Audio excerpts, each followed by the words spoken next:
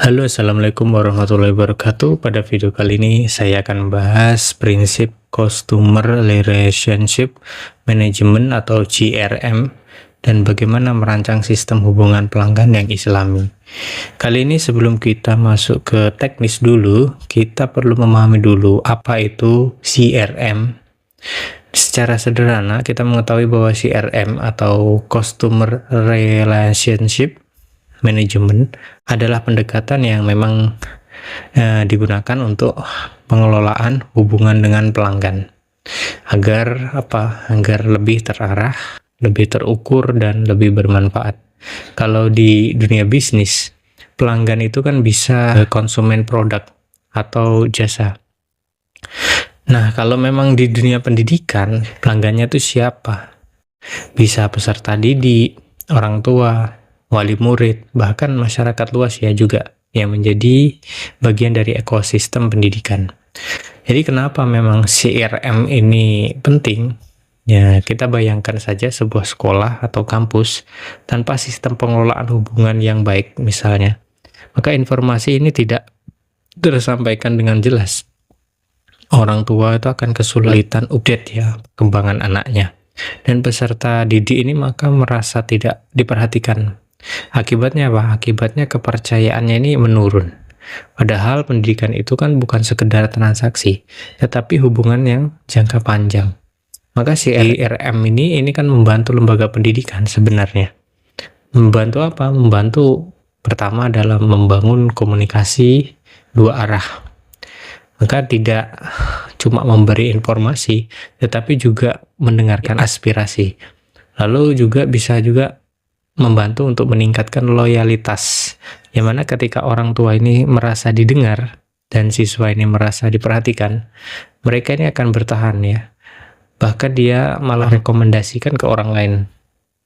Lalu juga manfaatnya itu bisa membantu efisiensi layanan, jadi informasi ini bisa terdokumentasi dengan baik sehingga sehingga tidak terjadi miskomunikasi. Lalu juga bisa menciptakan nilai tambah, yang mana layan personalisasi ini, misalnya laporan perkembangan belajar ini kan bisa diakses, mudah diakses. Nah, ini menciptakan nilai tambah.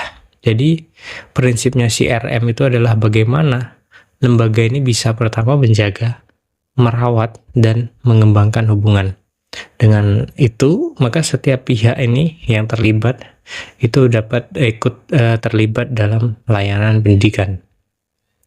Jadi bagaimana sebenarnya strategi implementasi CRM dalam lembaga pendidikan? Jadi kita bisa membaginya dalam berbagai strategi. Yang pertama yaitu kita mengumpulkan dulu dan mengelola data peserta didik, yang mana data itu kan ibarat harta karun. Ketika perlu mengetahui profil siswa atau prestasi akademik atau minat bakat, bahkan kondisi sosial, ekonominya misalnya, maka kita tahu dari profilnya. Nah, dengan kita mengetahui dengan rapi, data secara rapi, maka sekolah ini bisa memberikan suatu layanan ya yang lebih tepat sasaran. Seperti contoh aja, sekolah punya database misalnya, database digital, yang mana di sana itu menyimpan catatan nilai, kehadiran, sehingga sampai catatan perkembangan sikap. Jadi guru ini bisa melihat ya dengan cepat bagaimana kondisi siswa, dan orang tua itu bisa mendapatkan laporan yang jelas. Juga strateginya bisa juga menggunakan lanjutnya yaitu membangun komunikasi yang efektif, yang mana di situ CRM ini tidak akan berjalan tanpa adanya komunikasi. Maka lembaga pendidikan ini harus menggunakan berbagai kanal ya, seperti apa? Aplikasi sekolah, WhatsApp resmi ya, atau email atau portal secara daring. Yang penting itu ada komunikasi di situ. Yang komunikasi itu harus terstruktur ya, sopan juga konsisten. Misalnya kita bayangkan saja kalau misalnya wali murid itu misalnya kesulitan dalam bertanya soal administrasi karena tidak tahu harus hubungi siapa.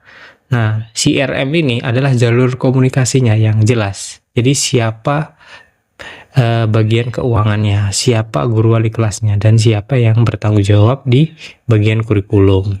Lalu juga bisa menggunakan strategi personalisasi layanan, yang mana peserta didik ini tidak bisa diperlakukan sama persis. Ada yang unggul di akademik, ada yang menonjol di olahraga dan seni. Maka CRM ini memungkinkan ya untuk lembaga ini memberikan layanan secara personal. Misalnya siswa ini punya potensi olahraga, nah, maka difasilitasi untuk mengikuti kejuaraan. Maka sementara ya yang berbakat di seni maka diberi ruang untuk berekspresi. Jadi kasih ruangan masing-masing ya. Lalu bisa juga menggunakan strategi evaluasi dan umpan balik, yang mana CRM itu bukan hanya memberikan layanan tetapi juga mendengar. Jadi lembaga ini bisa melakukan survei kepuasan wali murid atau forum diskusi secara rutin. Maka dari sana ini bisa kita lihat ya area mana yang perlu ditingkatkan.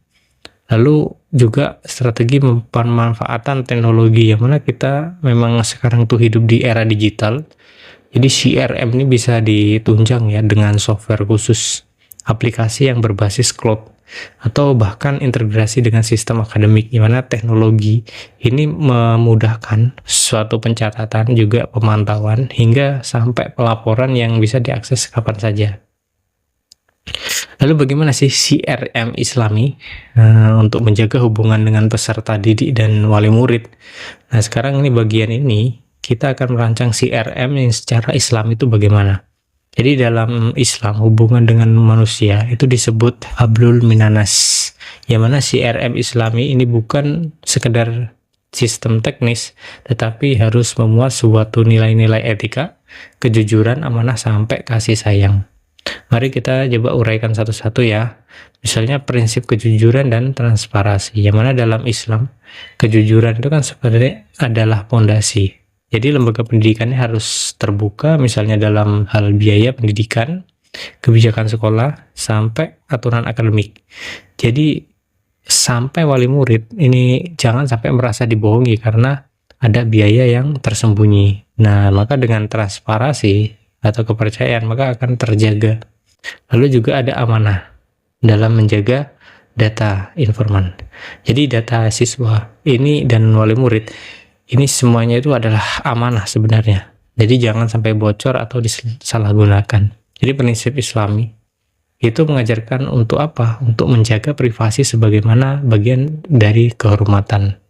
Jadi CRM itu secara Islami itu memang benar-benar harus memastikan ada proteksi di sana, data yang kuat. Lalu kasih sayang atau empatinya, seperti Nabi Muhammad SAW, dia mencontohkan kepeduliannya dalam hubungan sosial.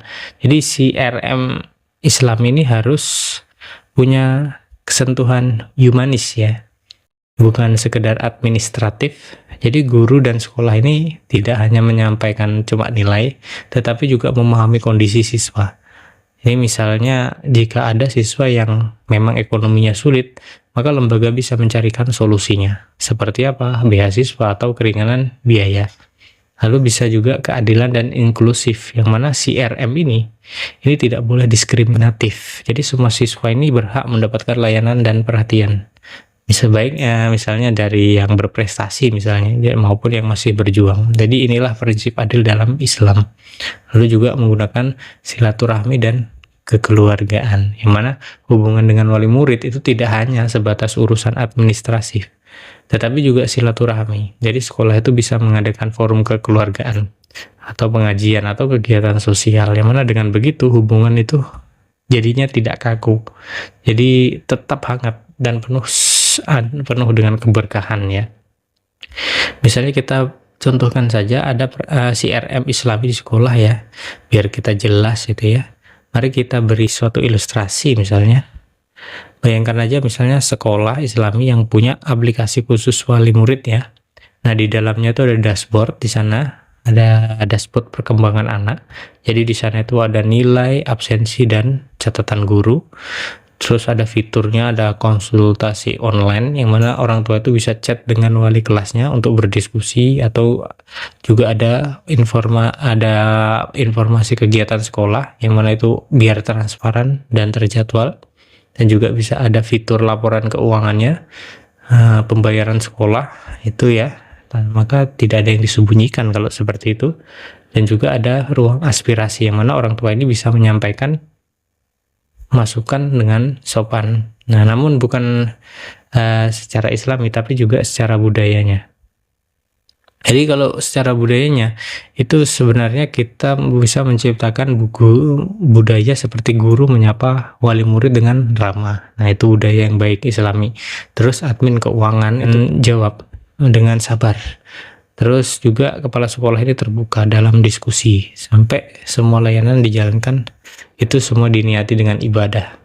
Nah, inilah yang membedakan CRM Islami dengan CRM yang biasa. Jadi bukan hanya tentang sistem, tetapi tentang nilai. Jadi intinya CRM itu dari kesimpulan ini tadi ya, itu dalam pendidikan itu sebenarnya bukan hanya teknologi, tetapi tentang membangun hubungan jangka panjang yang berkualitas.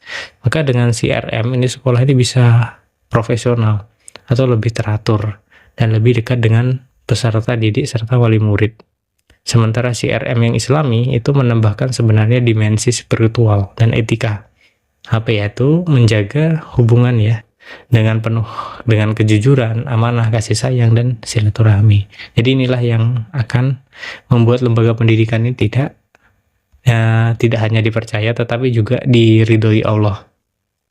Kalau kita bisa mengimplementasikannya ini, maka insya Allah lembaga pendidikan pasti akan tumbuh menjadi institusi yang berkualitas, juga dipercaya masyarakat sampai membawa keberkahan.